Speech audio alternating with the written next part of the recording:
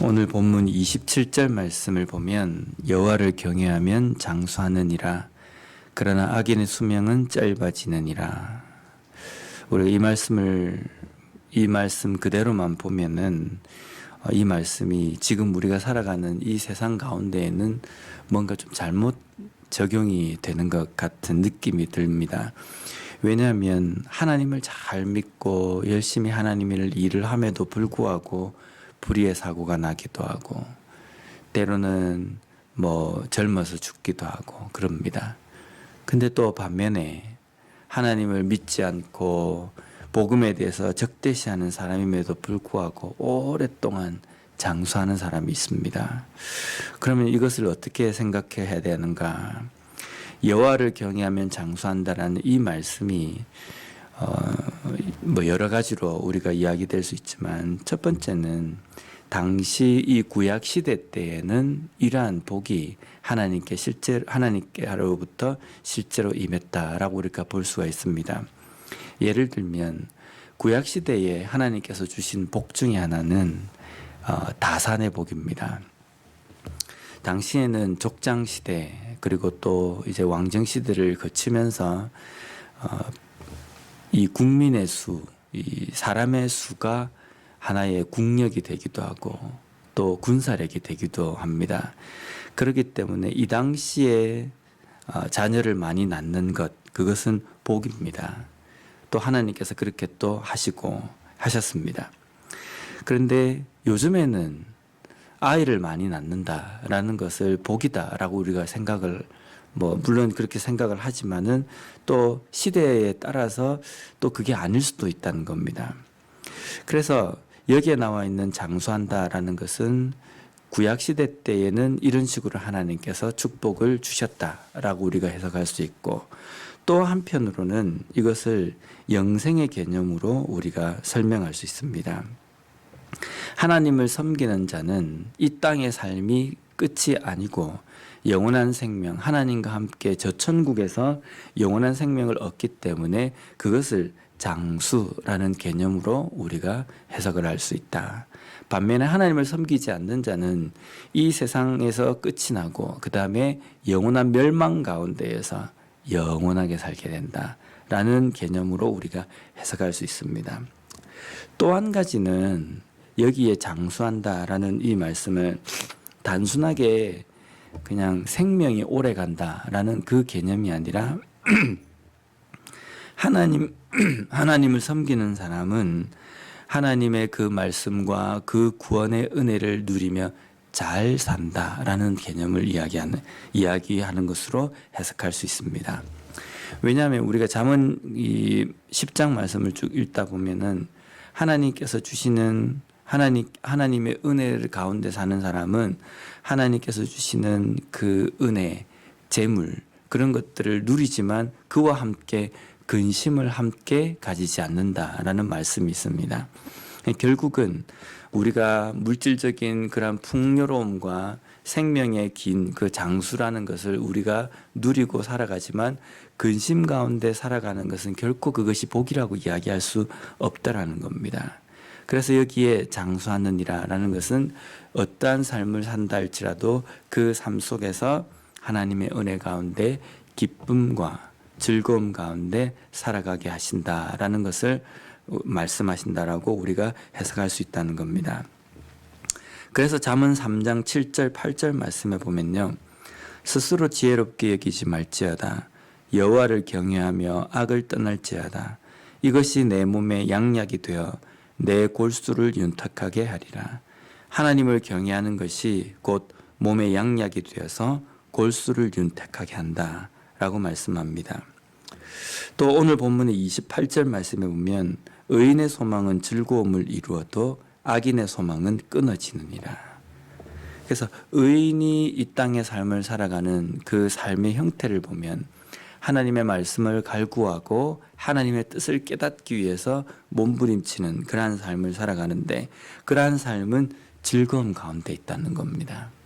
즐거움 가운데 있지만 악인의 소망, 악인이 가지고 있는 그것은 소망은 끊어진다. 멸망이 곧 임한다. 화가 임한다. 라는 그 말씀입니다. 또한 계속해서 30절 말씀에 보면 의인은 영영이 이동되지 않는다라고 말씀합니다. 여기에 이동된다라고 표현되어 있는 이 그 히브리어 단어를 직역을 하면요, 비틀거리다, 흔들거리다라는 뜻입니다. 이동되다라는 그 뜻도 있지만 비틀거리며 흔들거린다라는 뜻도 있습니다. 그래서 의인은 이 땅의 삶을 살아가면서 잘 걸어간다는 겁니다. 좌로나 우로나 비틀거리고 또 흔들거리는 삶이 아니라, 삶이 불안한 삶이 아니라 하나님의 말씀 가운데 거하기 때문에 안정적이고, 또 하나님께서 그를 굳게 세워주시기 때문에 가야 할 그 길을 온전히 잘 걸어가는 삶을 살 수 있도록 하나님께서 은혜를 주신다는 겁니다. 하나님의 말씀 가운데 살아가는 것, 지혜로운 삶입니다.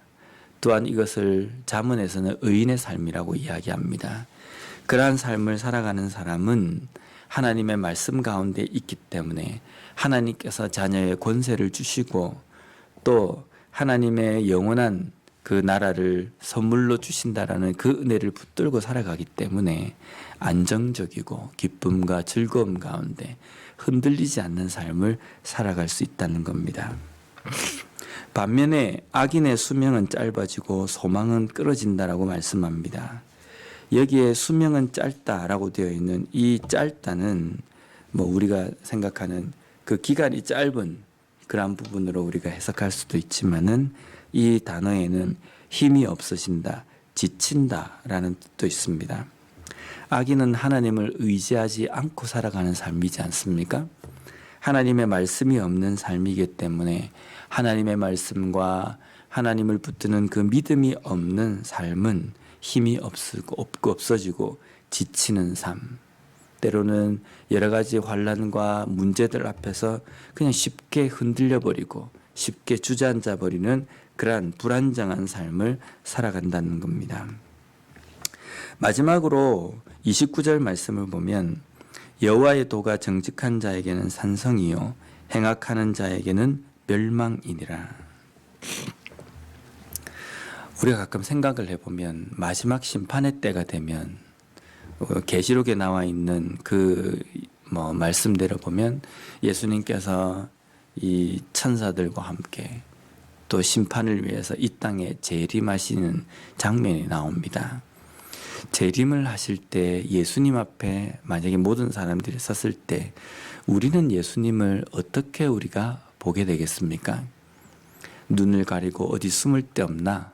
라고 생각하고 막 두려워 벌벌 떠는 그러한 모습은 아닐 겁니다. 우리가 찬송에도 보면 하나님 아버지를 아빠라고 부르는 것처럼 아마 친근할 겁니다. 아, 드디어 오셨군요. 그런 생각이 들지 않겠습니까? 근데 반면에 예수님의 그 재림을 두려움과 공포 가운데 맞이해야 될 사람들이 있습니다. 그 사람들은 누구냐면 하나님을 섬기지 않는 자들, 말씀 가운데 거하지 않는 그러한 사람들은 예수님의 그 재림이 심판의 그 때가 되어버린다는 겁니다. 오늘 본문에도 보면 여호와의 때가 정직한 자에게는 산성입니다. 하나님의 말씀이 우리에게 하나님의 말씀을 붙들고 살아가는 삶에는 산성이 됩니다. 이 땅 가운데 살아가면서 여러 가지 힘든 상황 가운데에서도 하나님의 말씀이 있기 때문에 그 말씀 붙들고 살아가기 때문에 흔들리지 않는다는 겁니다. 반면에 행악하는 자에게는 멸망이 됩니다. 왜 그렇습니까? 자신을 심판하는 잣대가 되기 때문입니다. 하나님 앞에서 우리가 이 땅의 삶을 어떻게 살아가야 하는가? 의인, 지혜로운 삶처럼 하나님의 말씀을 간구하고 하나님의 그 뜻을 깨닫기 위해서 몸부림치는 삶을 살아야 합니다. 그러한 삶을 살아가는 자에게는 하나님의 그 말씀이 산성이 될 것입니다. 반면에 그 하나님의 뜻을 깨닫지 못하고 하나님의 말씀에서 떠나 있는 삶은 그 삶 가운데 주시는 하나님의 말씀이 바로 심판의 잣대가 된다는 겁니다. 오늘 하루도 우리가 이 땅의 삶을 살아가면서 하나님의 말씀으로 인해서 기뻐하며 걸어가는 하루가 되었으면 좋겠습니다. 힘들고 어려운 상황 가운데서도 말씀을 생각하시면서 소망을 붙들고 살아감으로 말미암아 흔들리지 않는 산성 위에 거하는 의인의 삶을 살아가는 우리 모두가 되었으면 좋겠습니다.